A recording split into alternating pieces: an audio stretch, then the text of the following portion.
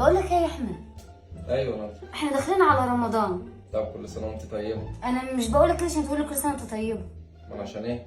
والله بس احمد في حاجات كتير ناقصاني في البيت وعايزه اجيبها بصراحه. نفسي اجيب زي ما الناس بتجيب فستق وعين جمل ولوز. اجيب الحاجات ديت.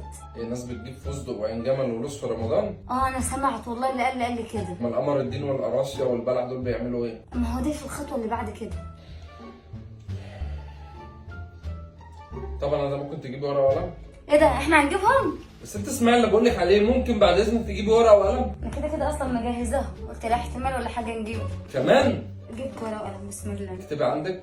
تمام. بسم الله الرحمن الرحيم. بسم الله الرحمن الرحيم. 5 كيلو لحمه جزاري.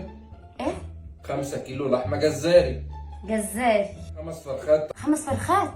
ايوه 5 فرخات ما بيخلفوش. حركة اللي بالله. عزاب. عزاب ما سبقلهمش الجواز قبل كده. 3 كيلو بانيه. واحنا ما نجيبش خالص، يا نجيب الكميات. لا حول ولا قوه الا خلاص بالله. انا اسفه. 3 كيلو بانيه. 2 كيلو سمك بلطي وكيلو بيوري و3 كيلو جمبري، كيلو ونص جامبو وكيلو ونص من الصغير ده. 3 كيلو ايه؟ فسفور يا بنتي. جمبري. هو انت ليه ما بتسمعيش الكلام خلاص وبتحبي انا القهوه؟ اسف انا اسف. مش فاهم برضه. القلم حتى مش راضي يكتبه، مش مستوعب معايا. خلاص انا اسف. كمل. ممكن تجيبي معاهم بقى مثلا ايه؟ سبت طماطم وسبت بصل وسبت بطاطس. جرينا. لا هنوزعهم على الجيران. سبت طماطم زائد بصل زائد زيه بطاطس. كيلو وربع فستق وكيلو وربع بندق وكيلو وربع عين جمل، وتشكيله بقى لب اسمر ولب ابيض وذره وسوداني، عام لب بصولي ما تنسوش. كيلو وربع عين جمل وكيلو وربع بندق زائد تشكيلة لب وكل الانواع، ما تنساش الذره. والله ده انا كده، ده انا اصلا قلبي ضعيف مش متخيل. يا ستي يلا مش مهم، جيبي شكاره مكرونه وشكاره رز 10 كيلو معاهم. شكارة مكرونه؟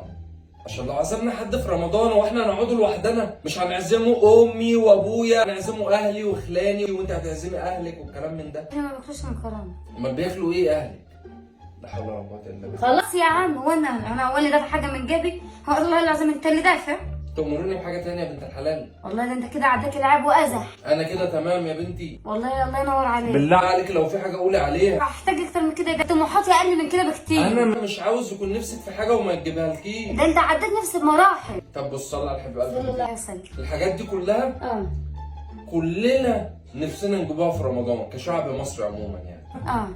ربنا يفرجها علينا ونبقى مثلا ايه، حد يوزع لنا شنط رمضان وبتاع ويدينا الحاجه دي فيهم. ايه ده؟ امال انت لما مخليني رايحه جايبه ورقه وجايبه قلم وقاعده استنط لك وانت عمال تملين وانا اكتب وتخانقني وبعدين قلت له مش جايبين. ادعي بس حد يوزع شنط القرف اللي عمال